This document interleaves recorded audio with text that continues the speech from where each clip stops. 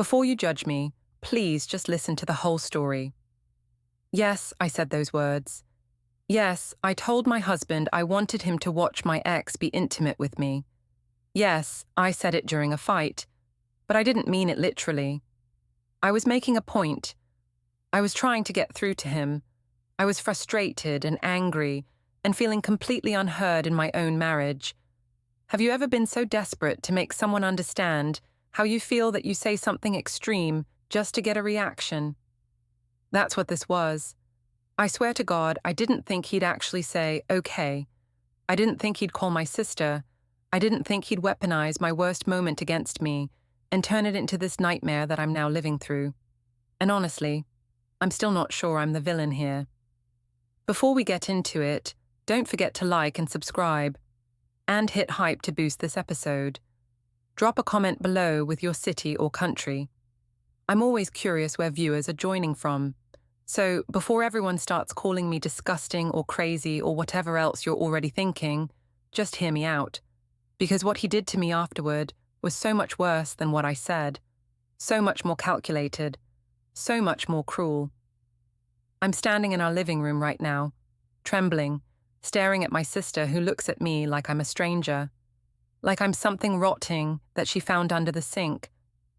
My husband sits on the couch with his arms crossed, completely calm, watching me fall apart like it's entertainment. My suitcase, is already packed and sitting by the door. And I'm trying to figure out how a single sentence destroyed my entire life.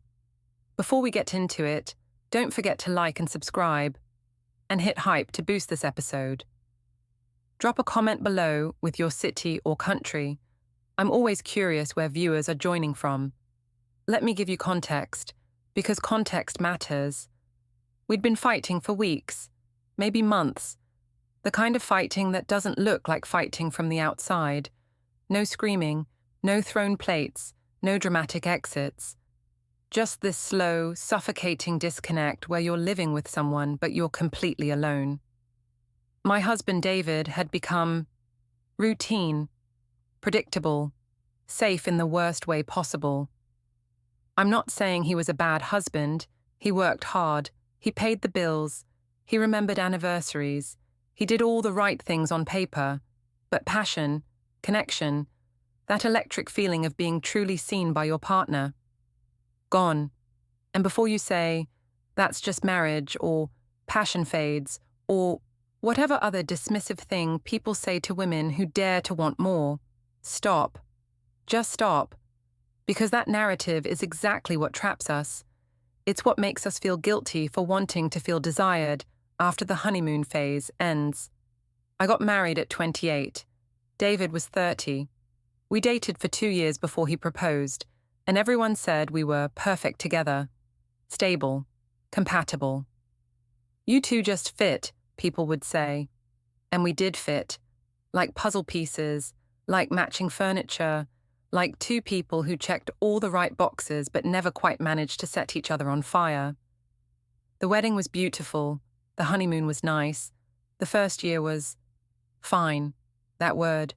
Fine. I've come to hate that word more than any other in the English language. How's married life? Fine. How was your anniversary dinner? Fine. How are things with David? Fine. Fine isn't good. Fine is the thing you say when you can't say what you really mean, which is, I'm lonely, I'm bored, I'm starting to wonder if I made a mistake. But you can't say that. Not to your friends who are still struggling to find partners. Not to your family who threw you that expensive wedding. Not to your co-workers who think you have it all figured out. So you say fine, and you smile, and you post the occasional happy photo on social media, and you pretend that fine is enough. But it's not. It never was. I felt like I was living with a roommate who occasionally kissed me goodnight out of obligation. And every time I tried to talk about it, every time I tried to express that I needed more attention, more excitement, more of anything, he'd shut down. He'd get defensive. He'd make it about how nothing is ever good enough for me. But here's what nobody wants to admit. Sometimes nothing is good enough. Sometimes mediocre is a problem. Sometimes fine isn't fine at all.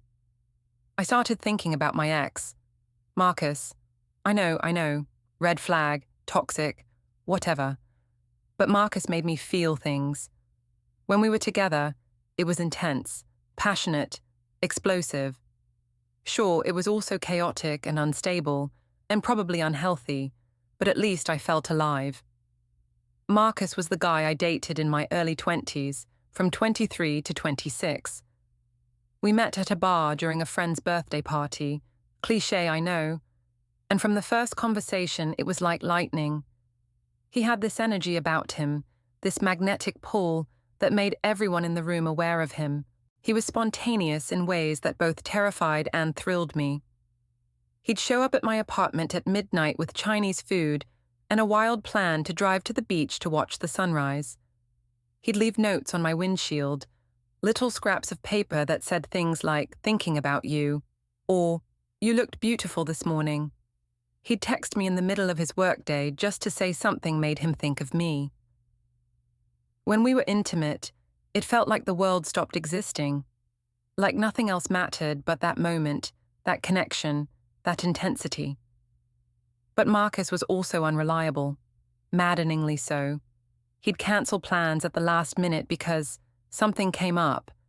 He'd go 3 or 4 days without calling, then act like nothing was wrong. He'd pick fights about nothing, about me talking to another guy at a party, about me not being spontaneous enough, about me wanting to know where the relationship was going, and then make up with such intensity that I'd forget why I was angry in the first place. We broke up and got back together 4 times in 3 years. Each breakup left me devastated. Each reunion felt like coming home. The final breakup happened because I caught him texting another girl. Nothing physical had happened, at least that's what he claimed when I confronted him. But the flirtation was there, the playful emojis, the late-night messages, the same kind of attention he used to give me before we got comfortable. "It doesn't mean anything," he said. "You're being paranoid." "Then let me see your phone," I countered. He refused. We fought for 3 hours. He finally admitted he'd been keeping his options open because he wasn't sure if I was the one or if he was ready to settle down. After 3 years, he still wasn't sure. I ended it, for real, that time. I was 26 and exhausted from the emotional roller coaster. Tired of wondering if he'd show up. Tired of competing for his attention. Tired of feeling like I had to be exciting and spontaneous and perfect just to keep him interested. My friends threw me a "you finally left him" party with a cake that said "free at last." My therapist said I'd made a healthy, mature choice. Everyone in my life was relieved. Even my mother, who normally stayed out of my relationships, said, "Thank God. That boy was going to break your heart permanently." And for a while, I felt good about the decision. Empowered, strong, like I'd chosen myself over chaos. And then I met David. David was everything Marcus wasn't. He was punctual. If he said he'd pick me up at 7, he'd be there at 6:55. He was thoughtful. He remembered I didn't like cilantro and always asked restaurants to leave it off. He was consistent. He called when he said he would, texted throughout the day, made plans for the weekend. He never played games, never made me guess how he felt, never left me wondering if he was talking to other women. On our 3rd date, he told me he really liked me and asked if I wanted to be exclusive. Just asked. Directly. No games, no waiting, no, "let's see where this goes." It was refreshing. It felt healthy. He was safe. And God, after 3 years of Marcus's chaos, safe felt like exactly what I needed. Like a warm bath after being out in a storm. Like coming inside from the cold. So I dated him. Fell in love with him. Or at least, fell in love with the idea of him.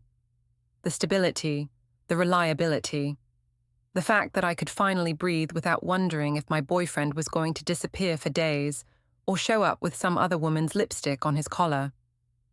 David proposed after 18 months. A nice proposal, dinner at the restaurant where we had our first date, a beautiful ring, a speech about building a future together. I said yes without hesitation. But somewhere around year 2 of our marriage, safe started to feel like a cage. I started going through old photos on my phone. Photos I should have deleted years ago, but kept buried in a hidden folder. Marcus and me at that outdoor music festival, both of us sweaty and drunk and laughing. Marcus and me on his motorcycle. I'd been terrified but thrilled. Marcus and me at some party I barely remembered, his arm around my waist, both of us looking at each other instead of the camera. In every photo, I looked radiant, alive, like someone who didn't know what fine meant yet, like someone who was living instead of just existing. I told myself I was just being nostalgic, that I wasn't still hung up on him, that I was just remembering a different version of myself, not actually missing him. But that was a lie. I missed him. Or more accurately, I missed who I was with him. I missed feeling like I was someone worth chasing, worth fighting for, worth that kind of consuming attention. I started rereading old text messages I'd screenshotted years ago before deleting his number, or so I told myself. I can't stop thinking about you. Even when I'm supposed to be working, you're all I see. You're the most beautiful woman I've ever seen, inside and out. I don't know what I did to deserve you. I'm crazy about you, like legitimately losing my mind over you. Did Marcus mean those things when he said them? Probably not. He probably said similar things to the girl he was texting behind my back. He probably said them to whoever came after me. But in those moments, I believed them. With David, I never doubted his love, but I also never felt consumed by it. I felt appreciated, valued, cared for, but not desired. Not in that raw, urgent, I need you right now or I'll lose my mind kind of way. And yes, I know that kind of desire isn't sustainable long-term. I know that mature love is built on stability and trust and partnership, not just passion. I know that what I had with Marcus would have burned out eventually, leaving nothing but ashes and resentment. But knowing that intellectually doesn't stop you from wanting it emotionally. Doesn't stop you from lying in bed next to your husband and wondering what it would feel like to be looked at like that again. To be touched like that again. To be wanted like that again. With David, I felt like I was slowly turning into furniture. So yes, I kept photos of Marcus. Yes, I'd look at them sometimes late at night when David was snoring next to me. Yes, I'd save some old messages, not because I wanted to get back together, but because they reminded me that I was once someone worth pursuing, someone worth fighting for. Is that so wrong? To want to remember when you were desired. It was a Tuesday, late, around 10 p.m. We'd both had wine, not drunk but just enough to lower our filters. We were sitting on opposite ends of the couch, both of us on our phones. That should have been a sign right there. Two people in the same room, completely disconnected. David made some comment about me being distracted lately. Said I seemed checked out. Said maybe I wasn't as invested in us anymore. And something inside me just snapped. Maybe it was the wine. Maybe it was months of resentment finally boiling over. Maybe it was the fact that he noticed I was checked out but had done nothing to actually address it until now. Maybe I'm distracted because you're boring, I said. The word hung in the air between us. He flinched. Good. Finally a reaction. Finally, something other than that mild, pleasant acceptance of everything I said. Finally, a sign that he actually felt something.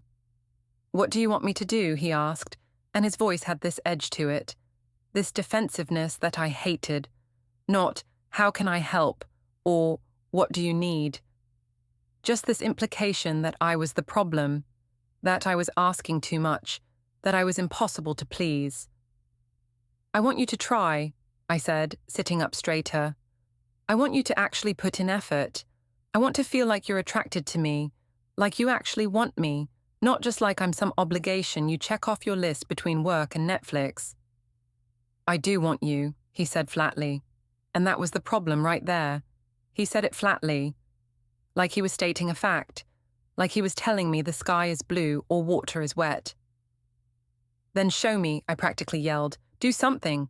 Be something. Stop being so what? So safe.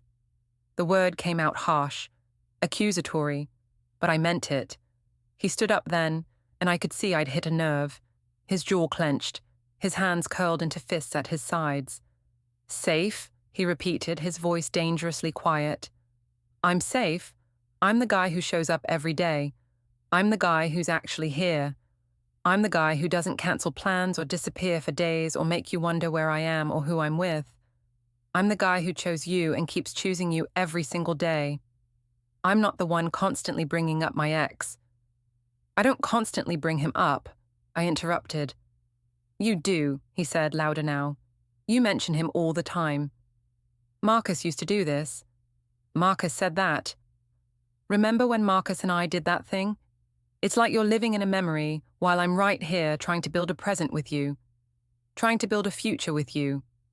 That's not fair, isn't it? He was really angry now, really truly angry in a way I rarely saw. You know what I think? I think you don't actually want me to be different. I think you want to be unhappy. Because if you're unhappy, you get to be the victim. You get to be the one who settled. You get to fantasize about what could have been instead of dealing with what is. That's not true. Then why do you still have his photos on your phone? My blood ran cold. You went through my phone. I didn't have to go through it. Last week you left it on the bathroom counter while you were in the shower. A notification popped up, a memory. 3 years ago today. And it was a photo of you and Marcus.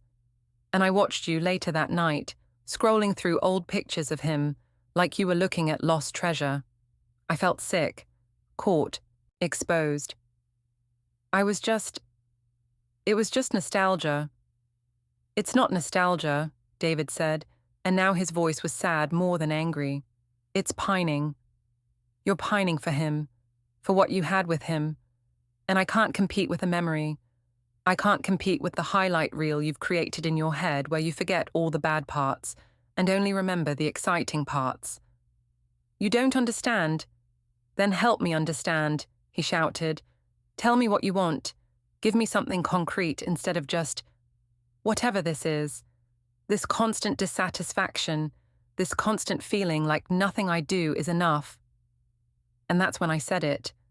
The stupidest, most destructive sentence of my entire life. The sentence I've replayed in my head 1,000 times since. The sentence I wish I could take back more than anything I've ever said.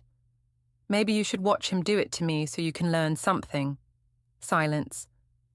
The type of silence that feels like the air has been sucked out of the room. The type of silence that means you've crossed a line you can never uncross. I watched his face change. Not anger, not hurt. Something else. Something cold. What did you just say? He asked quietly. My heart was pounding. Part of me wanted to take it back immediately. But another part of me, the angry, vindictive part, wanted him to feel as hurt and small as he'd made me feel for months. You heard me, I said. Maybe you need a lesson in how to actually make your wife feel wanted. As soon as the words were fully out there, hanging in the air between us like poison, I knew I'd gone too far. Wait, I said quickly. David, I didn't mean it literally. He held up a hand. Don't. I was just angry. I was making a point. I would never actually. I said don't. He walked away. No yelling. No slamming doors. No throwing things. Just walked away. That should have been my first warning. David doesn't get quiet when he's hurt. He gets loud. He argues. He fights back. This silence, this calm, this was something else entirely. I followed him to the bedroom. Please, can we just talk about this? I said something stupid in the heat of the moment. It happens. We've both said things we don't mean. Have we? He asked, not looking at me. Have I ever suggested you watch another woman sleep with me so you could learn something? That's not what I meant. Then what did you mean? I didn't have an answer. at least not one that would make sense out loud. What I meant was, notice me, fight for me, show me you care enough to be jealous, to be angry, to feel something other than this numb acceptance of our dying bedroom. But I couldn't say that, so I said nothing. He nodded like my silence confirmed something. I'm sleeping in the guest room, he said, and he left. Over the next few days, something changed in David. He wasn't angry. That would have been easier to deal with. He was calm, eerily calm. He made breakfast, went to work, came home, made small talk, but his eyes were different, empty, like he was looking through me instead of at me. I tried apologizing multiple times. I'm so sorry about what I said. It was horrible and I didn't mean it. It's fine, he'd say. But it clearly wasn't fine. Can we please talk about this? There's nothing to talk about. David, please, I said it's fine. We're fine. We were absolutely not fine. I should have been relieved that he wasn't making a bigger deal out of it. I should have been grateful he was letting it go. But something in my gut told me he wasn't letting it go at all. He was planning something. By day 4, I started to relax a little. Maybe he really was moving past it. Maybe he'd decided my stupid comment wasn't worth destroying our marriage over. Maybe we'd actually dodge this bullet and eventually laugh about it as, that time I said something absolutely insane during a fight. I made his favorite dinner, pasta carbonara with the fancy parmesan he likes. We ate together. He even smiled a few times. I was loading the dishwasher when he came up behind me and said, I've been thinking about what you said. My whole body tensed.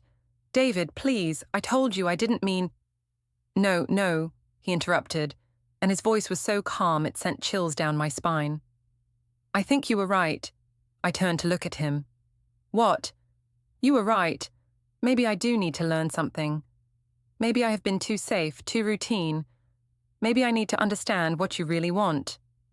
This wasn't going where I expected.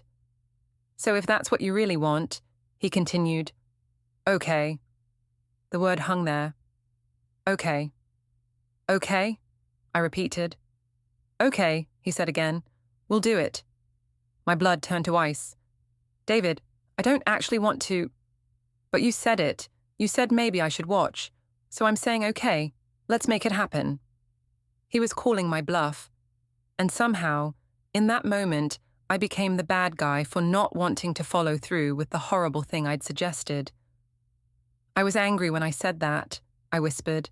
I would never actually do that to you. To us. He tilted his head, studying me like I was a specimen under glass. Interesting, he said. So you say cruel things you don't mean when you're angry. Good to know. Then he walked away, leaving me standing there with soapy hands and a sick feeling in my stomach. The next evening, I heard David on the phone in the kitchen. His voice was low, but I could make out bits and pieces. Yeah, can you come over tomorrow? No, nothing's wrong. She wants to talk about something. It's kind of sensitive. I think she could use your perspective. I came around the corner. Who are you talking to? He looked at me, phone still pressed to his ear, and smiled. That smile made my skin crawl. Just setting something up, he said. For tomorrow night. Setting what up? You'll see. Then back to the phone. Yeah, 7 works. See you then. He hung up. David, what are you doing? Just inviting someone over to help with your... situation. What situation? What are you talking about? You'll see tomorrow, he repeated and walked past me. I grabbed his arm. Is this about what I said? Because I already told you. I know what you told me, he said, gently removing my hand, and I'm handling it. Handling it. Those 2 words filled me with dread. The next evening, the doorbell rang at exactly 7. I opened the door. My sister Jennifer stood there with a concerned expression, holding a bottle of wine. Hey, she said carefully. David called and said you needed to talk to me about something important. My stomach dropped to my shoes. He called you. Yeah, he said you were going through something and needed advice. Something about She lowered her voice. Intimacy issues? Oh my God, oh my God. I looked over my shoulder. David stood in the living room, arms crossed, watching us with that same cold calm he'd had all week. Come in, Jennifer, he called out. We're all going to have a very honest conversation tonight. Jennifer stepped inside, confused. What's going on? You sounded really worried on the phone, David. I am worried, he said. I'm very worried about my wife's state of mind. David, don't, I started. Please, both of you, sit down. He gestured to the couch. Jennifer looked at me, searching my face for clues. I couldn't meet her eyes. We sat. David remained standing, like a prosecutor about to present his case. Jennifer, thank you for coming, he began. I know this is strange, but I need a witness to what's been happening in this marriage. A witness? Jennifer repeated. What are you talking about? He looked directly at me. Tell her. My mouth went dry. Tell her what? Tell her what you told me. Word for word. The room started spinning. David, please don't do this. Tell her. Jennifer jumped at the harshness in his voice. She looked at me, alarmed. What is he talking about? I was trapped, cornered. If I didn't say it, he would. And somehow that felt worse. My voice came out as barely a whisper. I said, during a fight, I said maybe he should watch my ex, be intimate with me, so he could learn something. The silence that followed was deafening. Jennifer's mouth fell open. Her eyes went wide with shock and disgust. You... what? She breathed. I didn't mean it, I said quickly. I was angry. I was trying to hurt him. I would never actually... She's been obsessing over her ex for months, David interrupted, his voice clinical now, detached.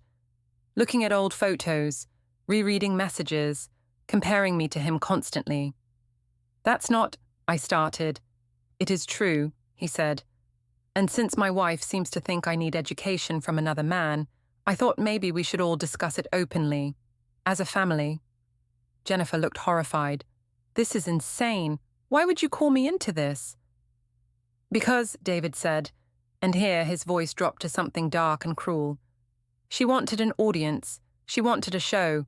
So I'm giving her one. David pulled out his phone. What are you doing? I asked, panic rising. Showing your sister what kind of person you've become. He opened my messages, my phone, he'd somehow gotten into my phone, and started reading aloud. Old flirty texts to Marcus. Can't stop thinking about that night at the beach house. Remember when you surprised me at work? I've never felt so alive. David's nice, but he's not you. Each message landed like a slap. Jennifer's hand went to her mouth. Keep going, David said, swiping through my phone. Here's a good one. Sometimes I wonder what would have happened if we'd made it work. You actually made me feel beautiful. Stop, I begged. Please stop. But he didn't. He showed her the photos, the screenshots of Marcus's social media that I'd saved, the notes in my phone where I'd compared David and Marcus on everything from conversation to physical appearance to connection. My private thoughts laid bare. My sister looked at me like she didn't know me. I didn't know you felt this way, she said quietly. David, I'm so sorry. I had no idea she was... Say it, David encouraged. She was what? Being unfaithful, emotionally. I wasn't, I protested. I never actually talked to Marcus. I never cheated. You just kept him alive in your head, David finished. You just fantasized about him while lying next to me every night. You just wished I was someone else. The truth of it hit me hard, because he was right. That's exactly what I'd been doing. But here's the really interesting part, David continued, and I heard a new edge in his voice. Something sharp and final. He pulled out a small notebook from his pocket. I've been keeping track, he said, every time you mentioned Marcus, every time you compared me to him, every time you looked disappointed when I did something nice because it wasn't dramatic enough or exciting enough. He opened the notebook and started reading. March 14th, Marcus used to leave little notes on my car. March 28th, Marcus was never afraid of conflict. April 3rd. Marcus made me feel like I was the only woman in the world. April 9th. Marcus always knew what I needed before I said it. Each entry felt like a nail in my coffin. There are 47 entries here, David said. 47 times over the last 6 months that you made it clear I'm not who you really want. Jennifer was staring at me with a mixture of pity and disgust. David, I'm so sorry, she said to him. Not to me, to him. Don't be, he said, because tonight I'm done. He walked to the hallway closet and pulled out a suitcase. My suitcase. Already packed. Already zipped. What is that? I whispered, though I knew exactly what it was. Your things, David said simply. Clothes, toiletries, charger, your laptop, everything you'll need. He rolled it toward the door. Wait, I said, standing up. What are you doing? I'm giving you what you want, he said. Freedom, the chance to go find Marcus, to see if the fantasy lives up to the reality. David, no, please.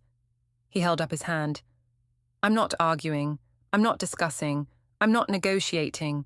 You made it very clear what you need, and it's not me. I don't want Marcus, I cried. I want us. I want to fix this. You can't fix something you've been actively destroying for months, he said coldly. Jennifer stood up. I should go. This is between you two. No, David said firmly. You stay. I want you to see exactly who your sister is. He turned back to me. You know what the worst part is? It's not that you said that disgusting thing about watching your ex. It's that you meant it. Maybe not literally, but emotionally. You meant every word. You wish I was him.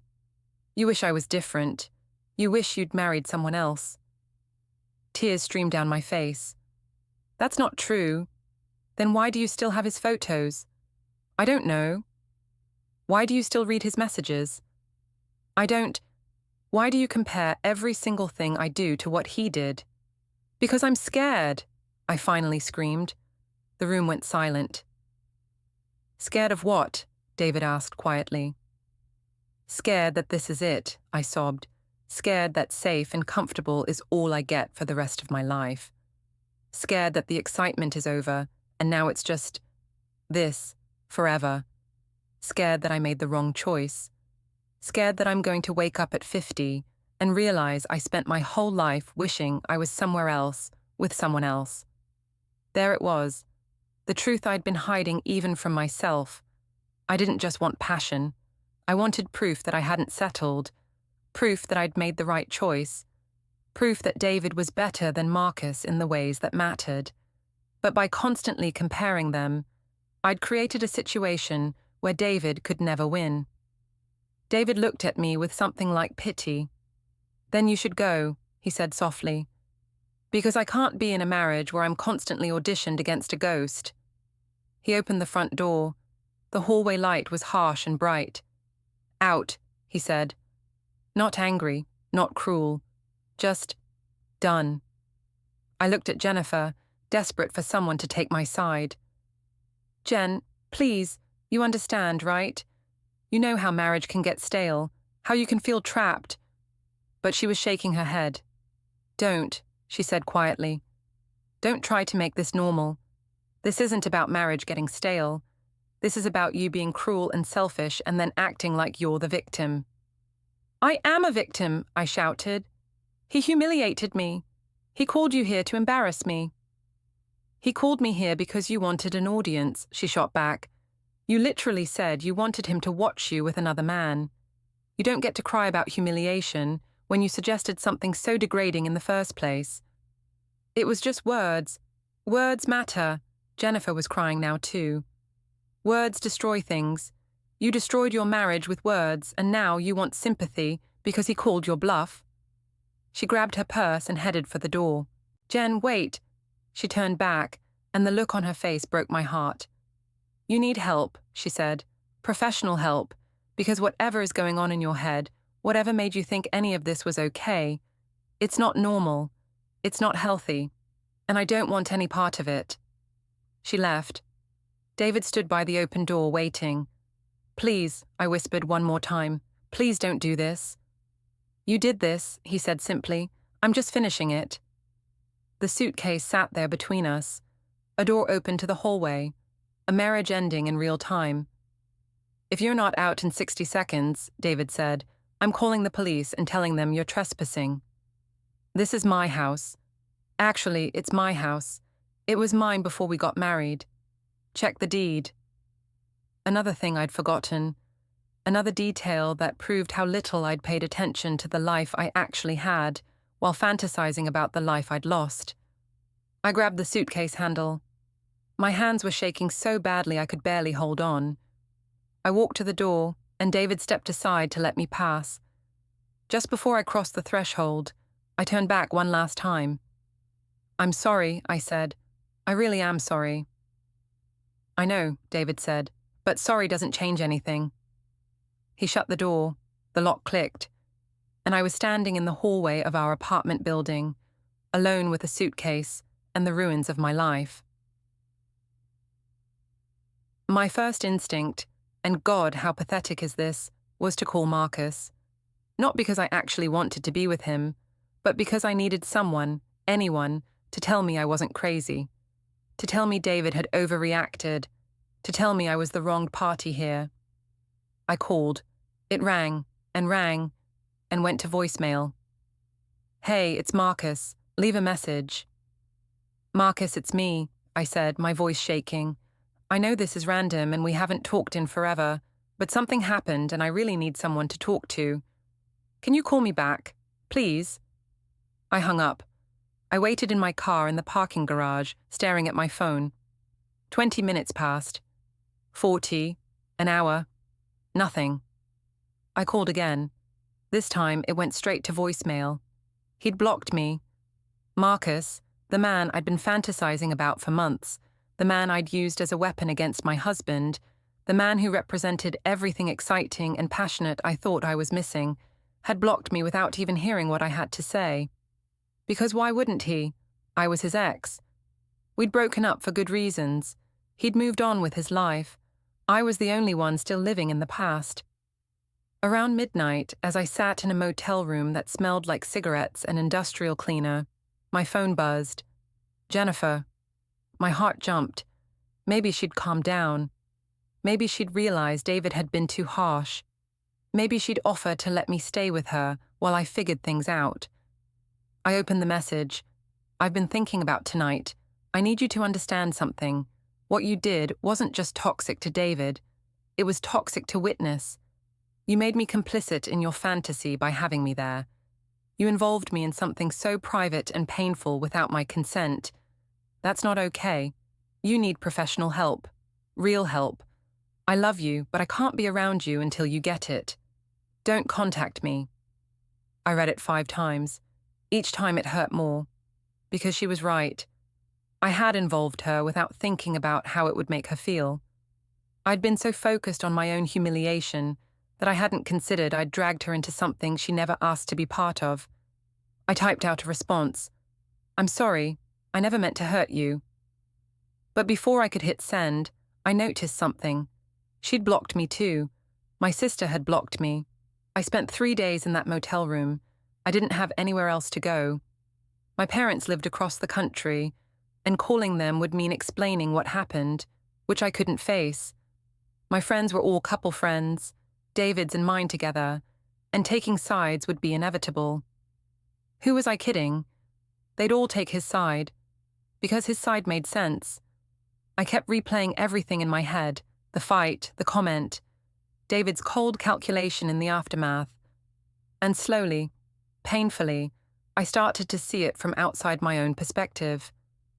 I'd spent months making David feel inadequate, comparing him to an ex who existed only in edited highlights in my memory, creating an impossible standard that no real person could meet.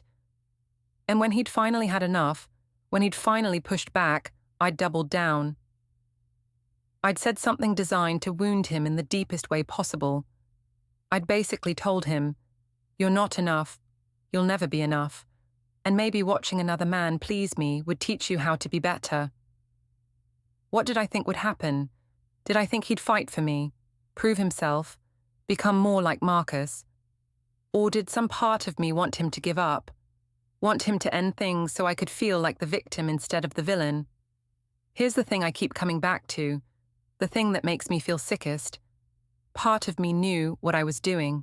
Part of me wanted to blow up the marriage because it was easier than admitting I'd made a choice I regretted. I married David because he was safe, because after the chaos of Marcus, the fights, the drama, the uncertainty, I wanted stability.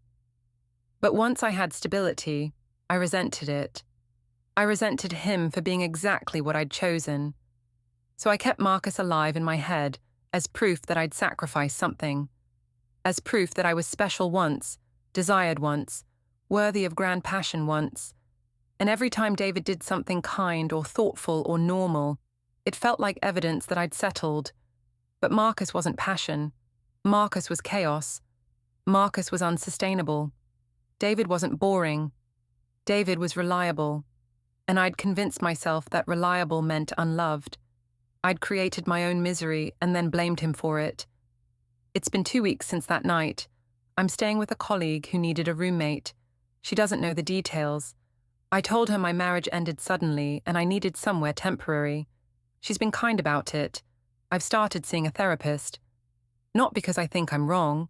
I'm still not entirely convinced David didn't overreact, but because everyone keeps telling me I need help. And maybe they're right. Here's what I want people to understand. Yes, I said something horrible. Yes, I hurt my husband. Yes, I was emotionally unfaithful in a way. But he didn't have to humiliate me like that. He didn't have to call my sister. He didn't have to go through my phone.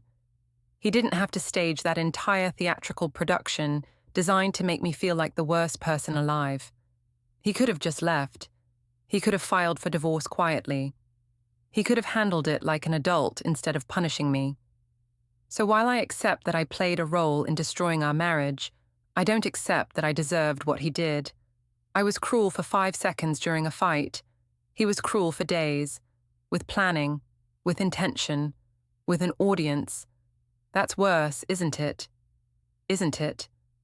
Late at night, when I can't sleep, I keep wondering, if I could go back to that moment during the fight, would I change what I said? Obviously, yes. Of course. But would I change how I'd been treating him? The months of comparison and resentment and emotional distance? I don't know. Because part of me still believes I had valid complaints. Part of me still thinks marriage shouldn't feel like settling. Part of me still thinks I'm allowed to want more than fine. But another part of me, the part that gets bigger every day, wonders if more was always there, and I just couldn't see it because I was too busy looking backward. David made me breakfast every Sunday. He never forgot important dates. He listened when I talked about work. He rubbed my feet when they hurt. He supported my decisions even when he disagreed with them. He loved me in quiet, consistent ways, and I mistook that for indifference. I mistook reliability for boredom. I mistook comfort for settling.